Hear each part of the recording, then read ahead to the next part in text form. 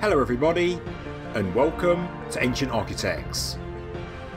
Please subscribe now to get the latest ancient history news and independent research from around the world. The Monolith of Tlaloc is one of the most incredible ancient relics of the Americas, a giant stone carving of Tlaloc, the ancient Aztec god of rain, water, lightning and agriculture. And because of his attributes and how they affect the lives of human civilization, he was of course very important. He was so important that his likeness was placed on the largest known stone monolith in the Americas. It weighs around 168 tons. It is 7 meters or 23 feet in height, is made of hard basalt rock, and is likely around 500 to 600 years old. Tlaloc was a god primarily connected to the weather and water.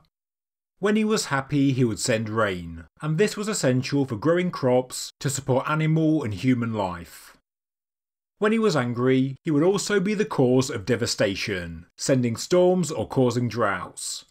When he was really angry, he was said to be responsible for floods and landslides. Illnesses like leprosy and rheumatism were also linked to the wrath of this god.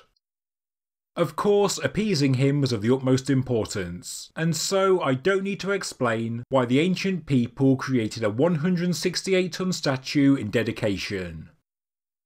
The Great Temple of Tenochtitlan in Mexico City, apologies if I butchered that name, was dedicated to 2 primary gods, one of which was Tlaloc. The steps leading up to his shrine were painted blue and white, blue being the colour associated with water, which was of course his element. Offerings of corals and seashells were also given due to their connection with water. Tlaloc was worshipped throughout the Aztec Empire, and another monolith that was discovered in 2011 was engraved on all of its sides and depicted Tlaloc, as well as clear agricultural symbols. This monolith, and the one that is the subject of this video, were likely used for ritual purposes, maybe for requesting rain from the powerful god.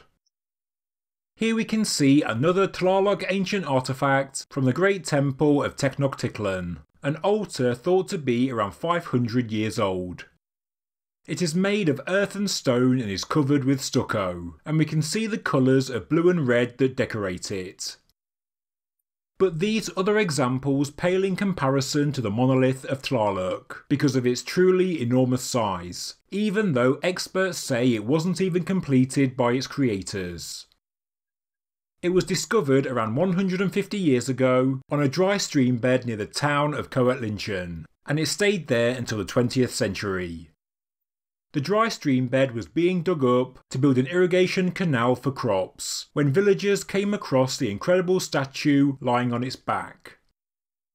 Part of me thinks this position on a dried up stream bed was purposeful, due to the fact he was a water god.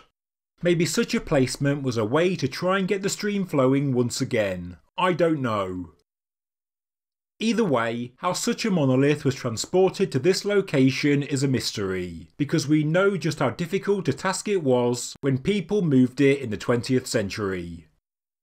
In the early 1960s, it was decided that the monument was to be placed at the entrance of the new National Museum of Anthropology in Mexico City. After much discussion, the people of Coatlinchan finally agreed, on condition that new roads, a school and a medical centre could be built in their city. An agreement was reached, and in April 1964, the monolith began its long journey to Mexico City. Because of its weight and size, it had to be transported on a huge purpose-built trailer which carried it for nearly 30 miles or 48 kilometres. 25,000 people welcomed the statue to the city, and, incredibly, they were right in the middle of an unusual unseasonal thunderstorm. The city was drenched for days, peculiar because the statue arrived in the dry season. Tlaloc was obviously making his presence known, and for this and other reasons, many believe the statue has supernatural powers. To this day, the Monolith of Tlaloc has stood at the front of the museum, but exposure to the elements has caused the stone to somewhat deteriorate. Thankfully, careful restoration work has taken place, and hopefully this incredible statue will continue to greet people for many years to come. Thank you very much for watching this episode of Ancient Architects. If you enjoyed the video, please subscribe to the channel, please like the video, and please leave a comment below. Thank you very much.